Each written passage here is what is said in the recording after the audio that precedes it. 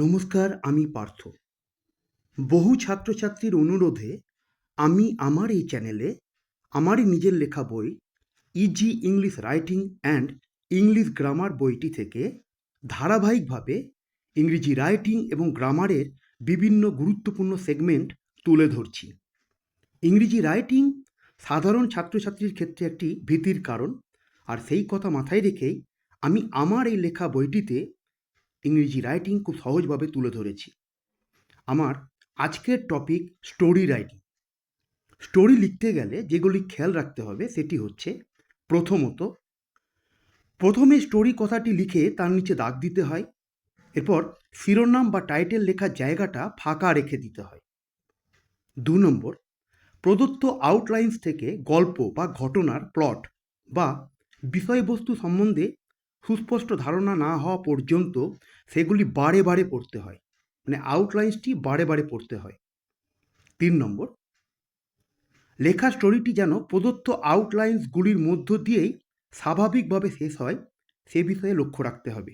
কোথাও যেন কোনো রকম অসঙ্গতি বা কষ্ট কল্পনা না থাকে, অর্থাৎ আউটলাইন্সগুলোর মধ্য দিয়েই স্টোরিটি লেখা উচিত। 4 নম্বর, স্টোরি লেখা শেষ হলে এইবার ফাঁকা রাখা ওই শিরোনাম বা টাইটেল লেখার জায়গায় একটি শিরোনাম বা টাইটেল লিখে দিতে হয়।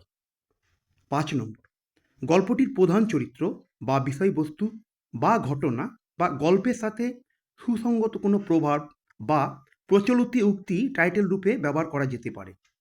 6 নম্বর, যদি প্রশ্নে মোরাল লিখতে বলে তবেই স্টোরির শেষে মোরাল লিখতে হয়, মোরাল অর্থে নীতিকথা।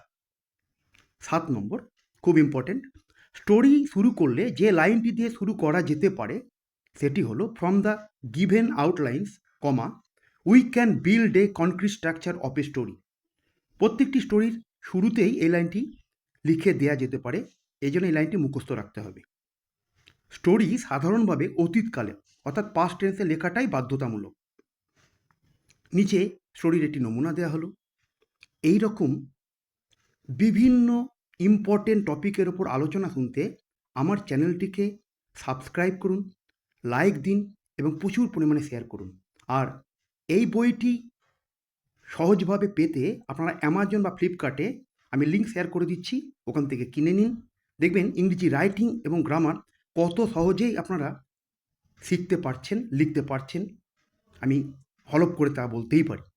ভালো থাকুন, সুস্থ থাকুন, আবার পরের পর্বে দেখা হচ্ছে। ধন্যবাদ।